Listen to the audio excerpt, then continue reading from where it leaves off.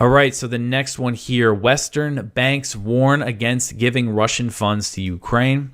So Reuters reported on Thursday that some Western banks are lobbying against an EU plan to use profits made by Russian central bank funds that are frozen in Europe to arm Ukraine.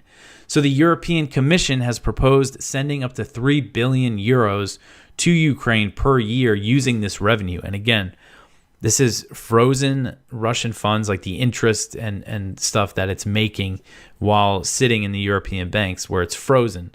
So they're talking about giving that interest to Ukraine.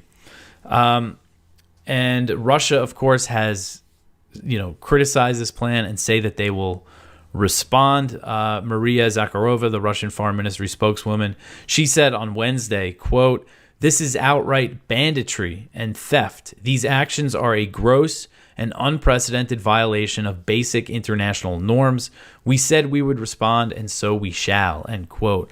And so these banks they're basically lobbying for the EU not to do this because they're worried that if they're involved in the transactions, it will open them up to legal action, especially in the future eventually you figure these sanctions on Russia will be lifted or eased, and then Russia's going to try to get their money. And so it's going to be a lengthy, they're warning that it could be a legal battle that lasts decades. And they're also warning that it would erode trust in the Western banking system, saying that stealing these funds would amount to the weaponization of foreign-held reserves and assets. And the U.S. is looking to take an even more extreme measure. The U.S. wants to give all the Russian funds to Ukraine, not just the money made on the interest, all of it. And Treasury Secretary Janet Yellen came out very strongly in favor of this idea last month.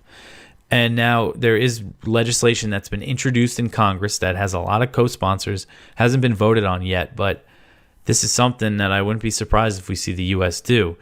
So about $300 billion in Russian central bank funds are frozen in the U.S., the EU, Japan. I think there might be some in Canada.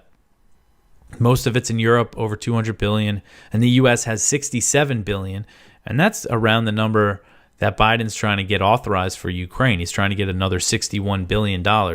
So they're thinking about just taking this money to send to Ukraine, and it's something I know that Mike Johnson, the House Speaker, has said he favors, but it would be an unprecedented step. The U.S. freezes stuff all the time, although they do steal Iranian oil and sell it off.